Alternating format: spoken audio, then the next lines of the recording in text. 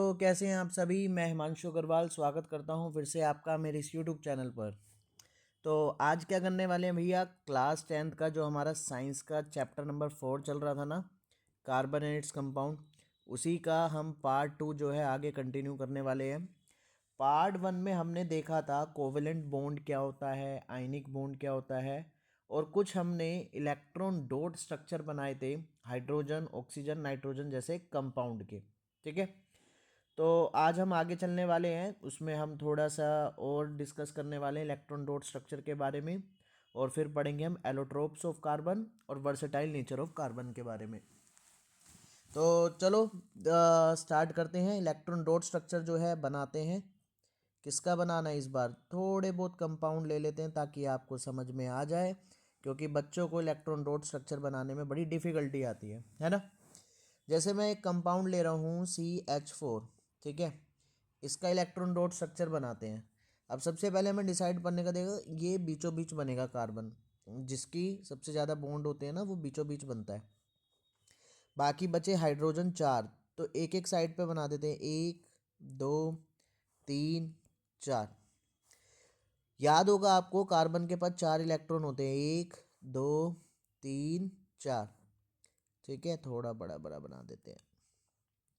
और हाइड्रोजन के पास एक एक होता है, लो भैया, लो लो और लो। हाइड्रोजन के हमने एक्स से डिनोट करे, कार्बन के हमने डॉट से, ठीक है, ताकि हमें पता लग जाए कौन सा इलेक्ट्रॉन किसका है। अब हाइड्रोजन को सिर्फ एक ही चाहिए होता है, तो ये एक इससे ले लेगा और अपनी शैल पूरी कर लेगा। इसी तरीके से ये भी एक ले लेगा, अपनी शैल पूरी कर लेगा।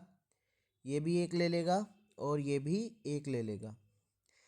अब जब इन्होंने एक शेयर किया है तो कार्बन भी इनका एक एक शेयर करेगा और इनके साथ इस तरीके से शेयरिंग कर लेगा। एक बॉन्ड यहाँ बनेगा, एक बॉन्ड यहाँ बनेगा, एक बॉन्ड यहाँ बनेगा और एक बॉन्ड यहाँ बनेगा। तो इस तरीके से आपका CH4 कंपाउंड बनता है।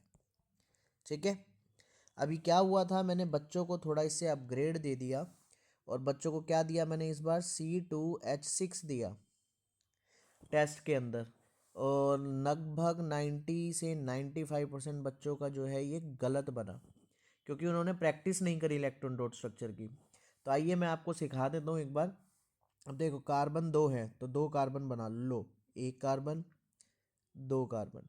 पहले इसका आप क्या करे करो, रफ बना ले करो। 2 कार्बन है, 1 2 3 4 5 6, 6 हाइड्रोजन, ऐसे बनना है।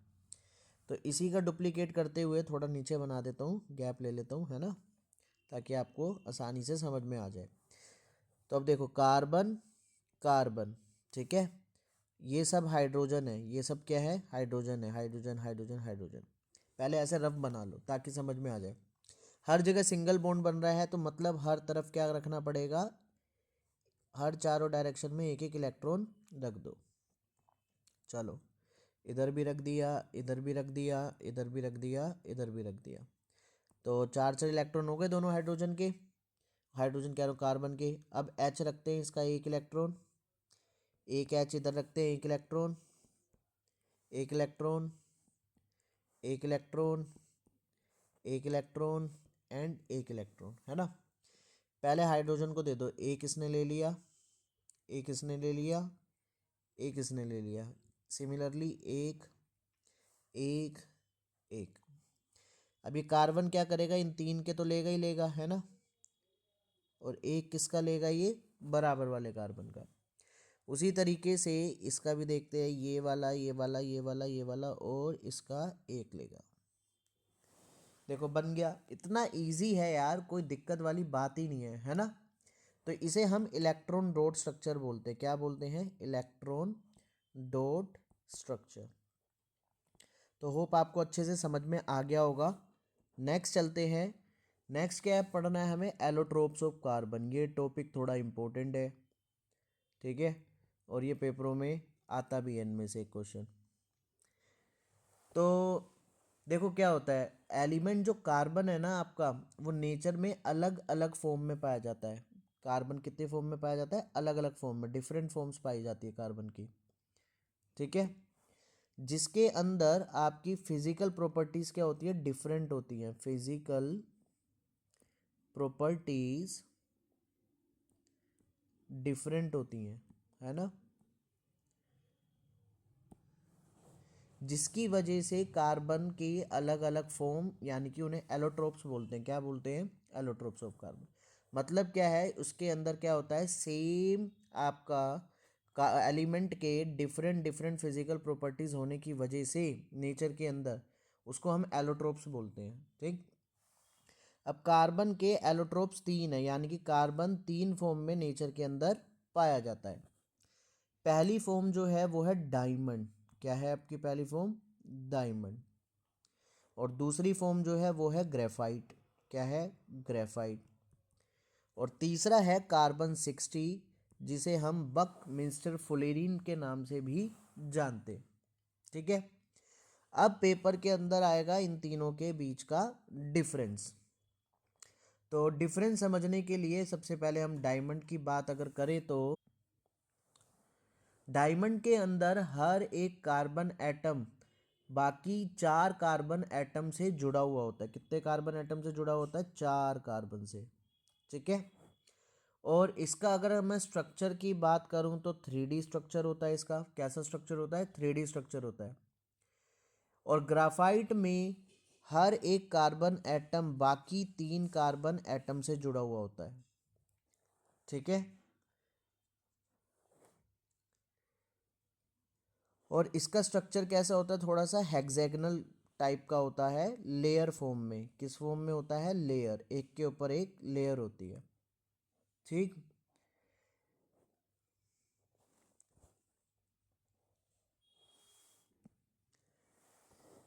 और क्या बात करें, डायमंड देखो आपका हार्डेस्ट होता है। डायमंड कैसा होता है? हार्डेस्ट होता है। और ग्राफाइट थोड़ा सा क्या होता है? सॉफ्ट होता है, स्लिपरी होता है ना। मशीन वगैरह के अंदर इस्तेमाल किया जाता है उसको। ठीक। और क्या बात करें, और बात करें, हाँ, फिजिकल प्रॉपर्टीज तो डिफरेंट होती है, तो what about the chemical properties? Chemical properties same रहती है। केमिकल प्रॉपर्टीज क्या रहती हैं? सेम। तो अगर डेफिनेशन आती है पेपर के अंदर कि what is allotropes of carbon, तो आपको लिखना है कि carbon exist in nature in different forms which having chemical property same but physical properties are different. ठीक है। तो डायमंड का आ गया समझ में। कार्बन 60 में क्या होते हैं? नाम जैसे कि इंडिकेट कर रहा है, इसके अंदर 60 कार्बन होते हैं। कितने कार्बन होते हैं? 60 कार्बन। और ये 60 कार्बन कहीं पर पेंटागन बना रहे होते हैं, कहीं पर हेक्सागन बना रहे होते हैं। जैसे आपने फुटबॉल देखी होगी, फुटबॉल में आपको इस तरीके के कुछ पैटर्न मिल जाते हैं, है ना। बिल्कुल सेम वैसा ही स्ट्रक्चर आपका कार्बन 60 का भी होता है। और क्या लिखा हुआ है आपकी एनसीईआरटी में? और लिखा हुआ है कि डायमंड को हम जो है नेचुरली के अलावा आर्टिफिशियल भी बना सकते हैं, जब उसके ऊपर हाई प्रेशर और हाई टेम्परेचर प्रोवाइड किया जाए। इन्हें हम सिंथेटिक डायमंड बोलते हैं। क्या बोलते हैं? Synthetic diamond. मतलब ये लेबोरेटरी में बनाए जाते हैं। ठीक है। इनमें और नेचुरल डायमंड्स में क्या फ़र्क है? बस इतना ही कि इनका जो साइज है ना सिंथेटिक का, वो थोड़ा स्मॉल होता है, छोटे छोटे हीरे होते हैं। और नेचुरल थोड़े से बड़े होते हैं। बस इसके अलावा और कोई डिफरेंस नहीं है जो आप पहचान सको। ठीक है। और बकमिंस्टर फुलेरिन का बात करें तो इसको जिसने डिस्कवर करा था, आर्टिफिशियली जिसने बनाया था, वो एक यूएस का आर्किटेक्ट था जिसका नाम था बंक मिस्टर फुलेरिन फुलेर। ठीक है। और इसी के नाम पर जो है इसका नाम रखा गया। तो होप आपको एलोट्रोप्स ऑफ कार्बन अच्छे से समझ में आ गया होगा। 2 से 3 नंबर का क्वेश्चन यहाँ पर हमें मिल सकता है। ठीक है। अब इसी के साथ साथ हम बात कर लेते हैं वर्सेटाइल नेचर ऑफ कार्बन की। वर्सेटाइल का मतलब क्या है? वर्सेटाइल का मतलब है ज़्यादा मौजूद होना। ठीक है। ईजिली अवेलेबल हो जाना, हर जगह मौजूद होना, ये सब चीज़ें हैं।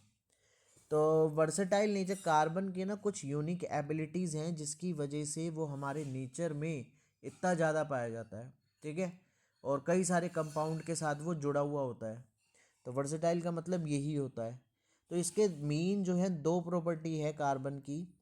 पहली प्रॉपर्टी ये है कि कार्बन ना खुद से देखो ज्वाइन होके कितना भी लंबी एक चेन बना सकता है।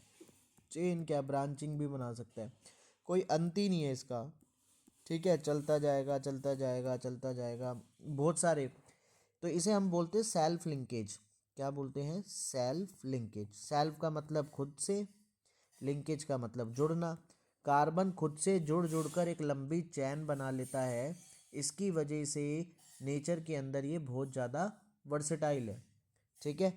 इस प्रॉपर्टी को हमने एक नाम दे रखा है, क्या? कैटिनेशन। क्या नाम दे रखा है? कैटिनेशन। तो पहली प्रॉपर्टी कैटिनेशन लिखनी पड़ेगी, जिसका मतलब है सेल्फ लिंकेज, जिसका मतलब है कार्बन खुद से ही लिंक बना बनाकर एक लंबी चैन फॉर्म कर सकता है। ठीक है। क्या कोई दूसरा ऐसा एलिमेंट है जो इस तरीके की कैटिनेशन दिखा सकता है? देखो, हाँ है, लेकिन कार्बन सबसे ज़्यादा दिखाता है। ठीक है। एक बार पेपर में आया हुआ है कि उस एक एलिमेंट और लिखो जो कैटिनेशन शो कर सकता हो, तो आंसर क्या आएगा? सिलिकॉन। ठीक है। क्या आएगा? सिलिकॉन आएगा। कार्बन वाली जो लाइन है ना पीरियोडिक टेबल में, वो सारे शो कर सकते हैं, बट सबसे ज़्यादा कार्बन करता है आपका। दूसरा है टेट्रावैलेंसी। टेट्रा वैलेंसी का मतलब क्या है वो देखते हैं। टेट्रा का मतलब होता है चार, वैलेंसी का मतलब है वैलेंस, मतलब चार बॉन्ड बना सकता है एक कार्बन, 1 2 3 4, जिसकी वजह से ये कई सारे मोनोवैलेंट एलिमेंट्स के साथ जुड़ सकता है, जैसे हाइड्रोजन के साथ या और दूसरे एलिमेंट के साथ, जैसे नाइट्रोजन, सल्फर, क्लोरीन, ऑक्सीजन, जिसकी वजह से कई सारे कंपाउंड कार्बन जो है बना सकता है। ठीक है। और जिस वजह से ये क्या है, ये और ये स्टेबल भी होता है अपने छोटे साइज होने की वजह से।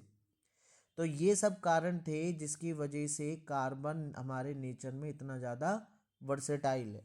तो आपको पेपर में सिर्फ यही दो लिख के आने हैं। ठीक है। चलो, इस वीडियो को यहीं तक ख़त्म करते हैं, मिलते हैं नेक्स्ट पार्ट में, जिसमें हम आगे और डिस्कस करेंगे। ठीक है।